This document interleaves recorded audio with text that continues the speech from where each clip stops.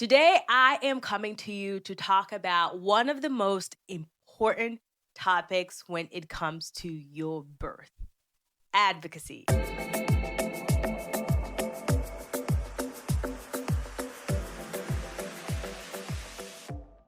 Welcome to Positive Birth Corner.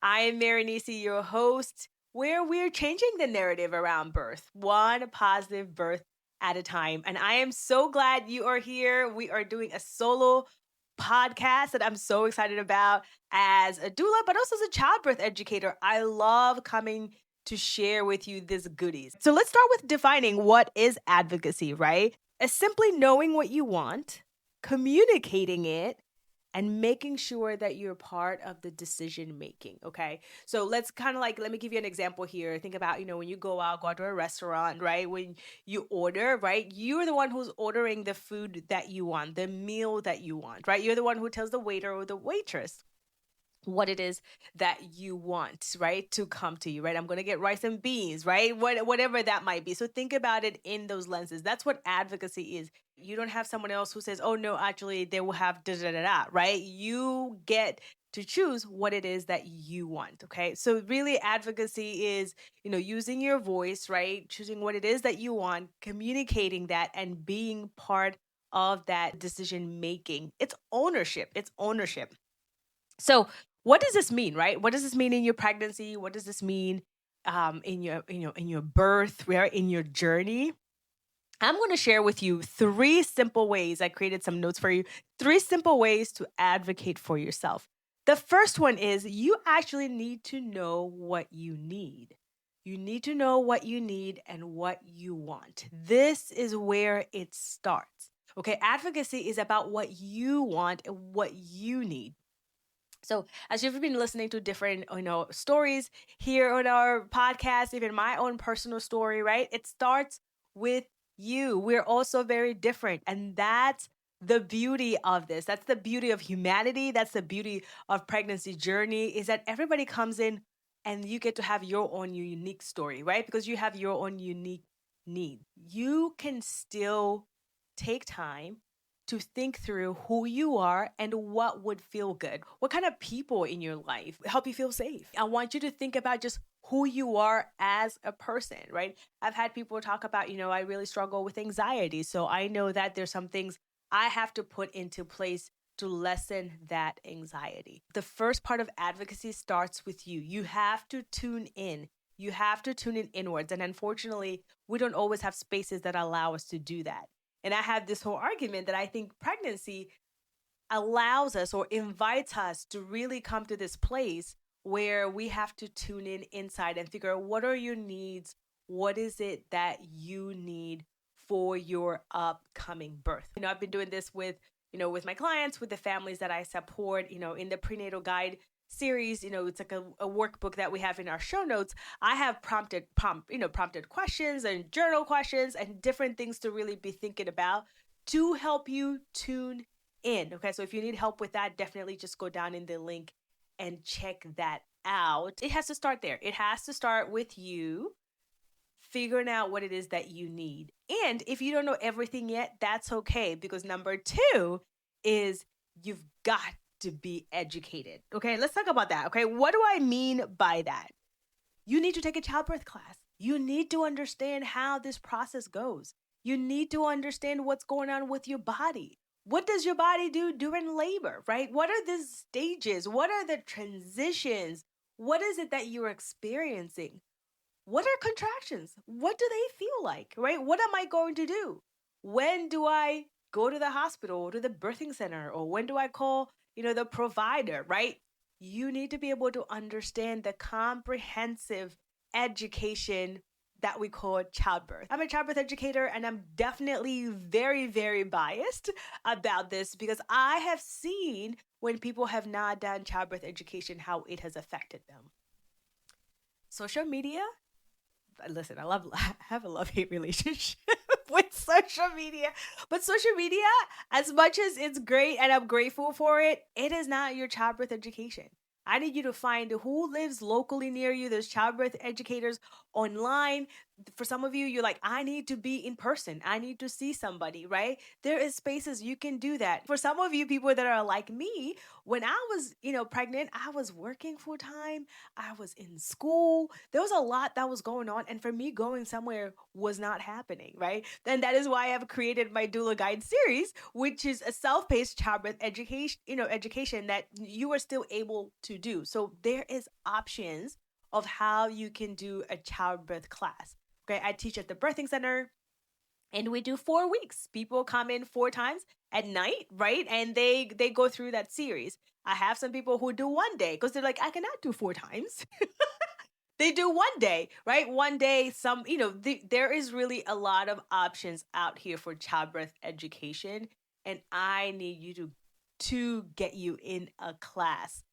And I need you to get your support person in there with you, your partner in there with you, the people that are going to be part of this journey, especially those people that are coming into your labor room. You need to all be on the same page. And childbirth education is just so important because it adds to your list of what you need and what you want, right? So I have people who say, well, I want to make sure that I have delayed cord clamping.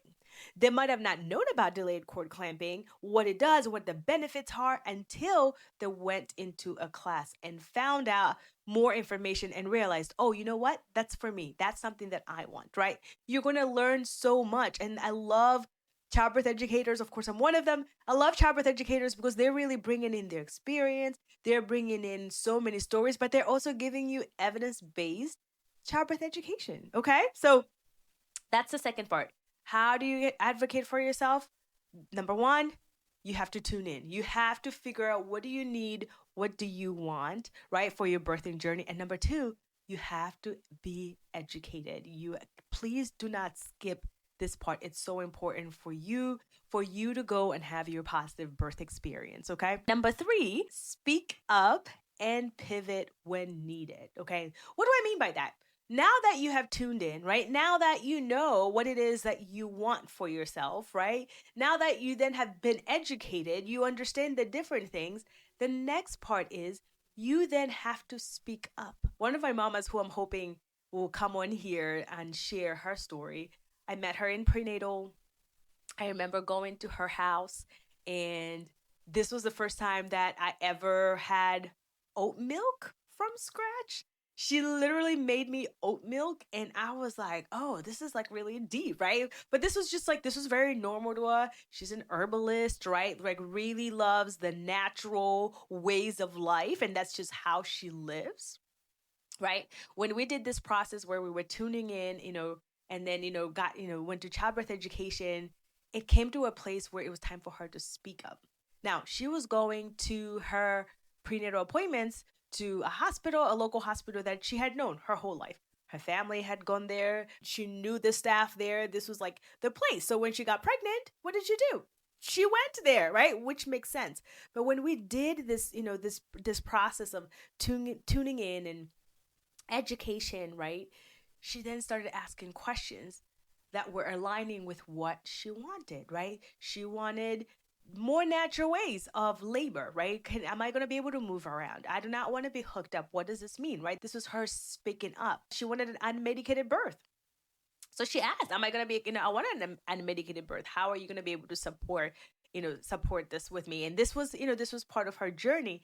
And as she went to appointments, as she asked, she realized that as much as she loved this place that she had known her whole life, it was not going to align with the birth that she wanted, right?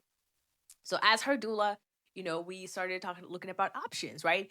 Getting to know who she was, right? And how she lived. Because again, who are you bringing to labor room? Yourself, right? You don't change, it's you. But with who she was, she still is, I suggested looking into a birthing center. They support the birth that she was looking for, okay? And so she went, she did her consultation with the birthing center and loved it. And so what did she do? She spoke up, right? Because the third one is you speak up and you pivot when needed. And that's just one of my favorite stories, honestly, because she literally spoke up, asked the questions at the place that she really loved, and pivoted so that she can have what she wanted. When we talk about advocacy, you tune in, you get educated, and you speak up, right? You ask your questions, you ask your providers, you ask your support people, right? Even the folks that you think are going to be in labor room with you, you want to make sure that is a good fit. That is part of you speaking up, being part of the decision making for your birth. And of course, lastly, you are speaking up and you are pivoting.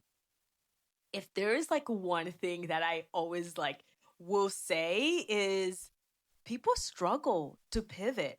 People struggle to pivot.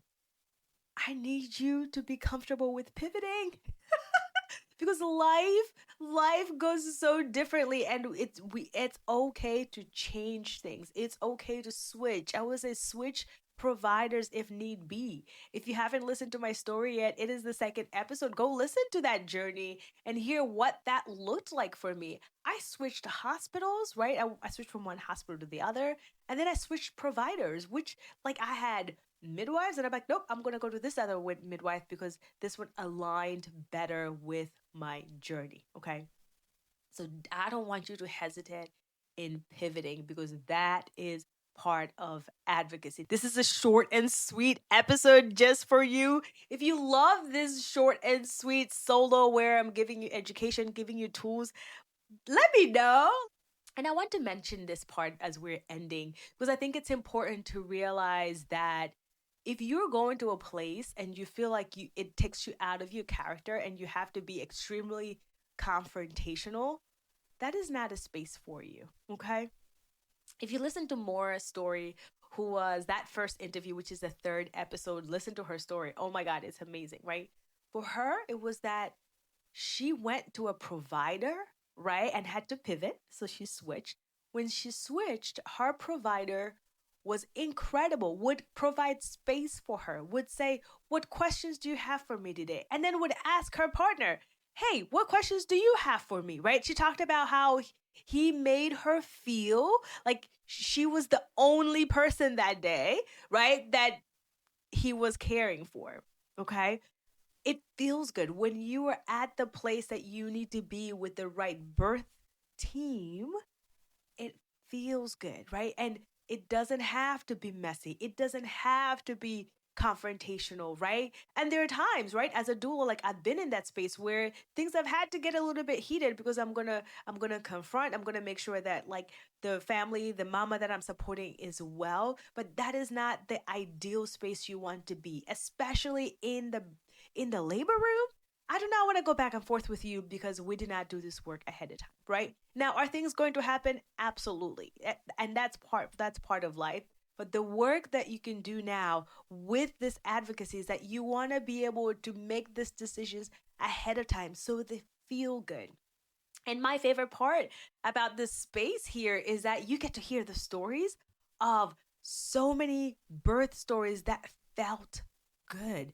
And that is the goal. Okay. So go and tune in. I want you to do those journals. I want you to have those prompt questions to figure out what it is that you really need, what it is that you want. I want you to dream, right? I want you to really allow yourself to dream about what you want your birth to look like. And then I want you to go get some childbirth education. Okay. I want you to get comprehensive, evidence based childbirth education, not just for you, for your team, for your support person, for your partner.